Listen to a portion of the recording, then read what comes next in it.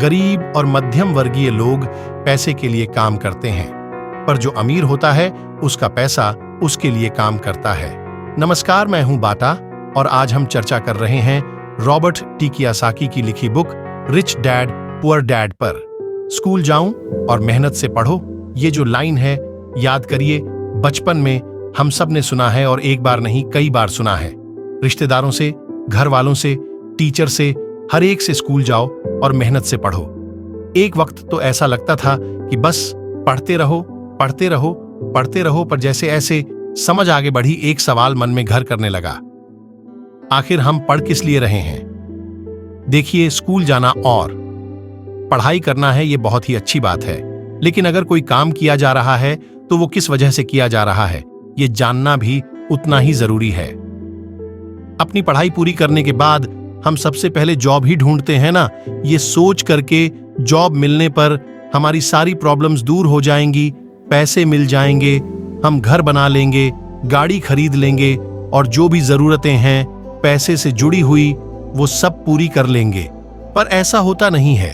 बहुत सारे लोग अच्छी जॉब और बहुत ही अच्छी सैलरी होने के बावजूद खुश नहीं होते। वो अपनी जरूरतें पूरी नहीं कर पाते, बहुत ही मुश्किल से घर का खर्च चला पाते हैं, पर वो लगे रहते हैं इस उम्मीद में कि शायद अगले साल फिर से इंक्रीमेंट होगा, पैसे बढ़ेंगे और उन पैसों से हम अपनी जो जरूरतें हैं जो पूरी नहीं कर पाए हैं उन्हें पूरी कर लेंगे और वो और ज्यादा मेहनत करते हैं प्रमोशन पाने के लिए। पर वक्त के साथ साथ हमारी जरूरतें और हमारा लालच बढ़ने लगता है। पहले तो पैसे के बिना रहने के डर से हम बहुत मेहनत करने लग जाते हैं और उसके बाद जब हमें सैलरी मिलने लगती है तो हमें लालच और ज्यादा पाने की इच्छा जाग जाती है और चूहे बिल्ली के इसी खेल में हमारी जिंदगी का भी एक पैटर्न बन जाता है। ज्यादा मेहनत करो, ज्यादा पैसे कमाओ, ज्यादा पैसे कमाओ, घर का खर्च चलाओ, पैसे खत्म, फिर ज्यादा मेहनत करो, और ये जो विशेष सर्किल है ये चलता रहता है और इसी सर्किल में हम गोल गोल गोल गोल घूमते रहते हैं। अगर हमारे पास ज्यादा पैसे आ भी जाए तो भी हमें इस विशेष सर्किल में घूमने की आदत पड़ जाती है। हमें डर और लालच पर काबू पाना सीखना बहुत जरूरी है, क्योंकि अगर हम अमीर बन भी गए तो इन आदतों की वजह से हम हमेशा डर के साए में रहेंगे और अपनी जिंदगी को एंजॉय नहीं कर पाएंगे।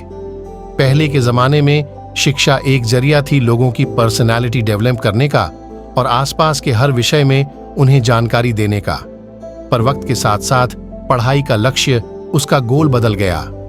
पढ़ाई का मकसद रह गया बड़े होकर अपनी जीविका चलाना, ब्रेड बटर कमाना, और इसमें कुछ गलत भी नहीं है।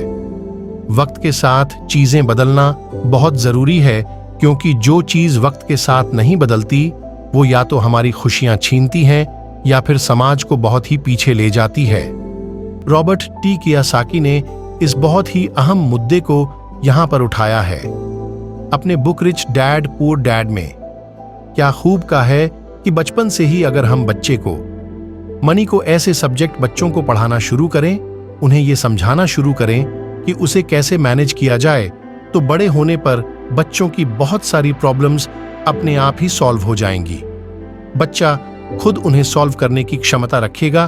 पर कहीं ना कहीं रॉबर्ट टी कियोसाकी ने इस बात का पूरा ध्यान रखा है कि पैसे को रिश्तों के ऊपर ना रखा जाए। तभी तो उन्होंने इस विषय को रिश्तों के माध्यम से ही समझाने की कोशिश की है। रॉबर्ट टी कियोसाकी के पहले जो डैड थे वो हमेशा ये कहते थे कि मैं इसे कैसे खरीद सकता हूं। वहीं जो उसके दूसरे पिता थे वह कहते थे, मैं इसे क्यों नहीं खरीद सकता हूं। दोनों की सोच में अंतर था, दोनों के शब्दों में अंतर था, यानी कि जिसे हम जिंदगी में पाना चाहते हैं, जिसे संभालना चाहते हैं, जैसे कि पैसा, तो उसके बारे में अगर बचपन से जाना जाए तो क्या यह सही नहीं होगा। आज जिस तरह से पढ़ाई की जाती है, बच्चा ग्रेजुएट होकर सोचता है कि अब मैं कौन सी नौकरी करूंगा। क्या यह सही नहीं है कि थोड़ा और पहले से बच्चों को इस विषय के बारे में और अच्छे से और गहराई से पढ़ाया जाए, समझाया जाए? यह तो वही बात हो गई, जाना था जापान, पहुंच गए चीन, यानी कमाना था पैसे। पर जब तक इसकी समझ आई तब तक बहुत देर हो चुकी थी। यानी कि हमें सबसे पहले यह समझने की जरूरत है कि हम खुद स्वीकार करें कि हम इसे कैसे पा सकते हैं, इसे कैसे संभाल सकते हैं, और वही सही शिक्षा हम अपनी आने वाली पीढ़ी को भी दे सकते हैं।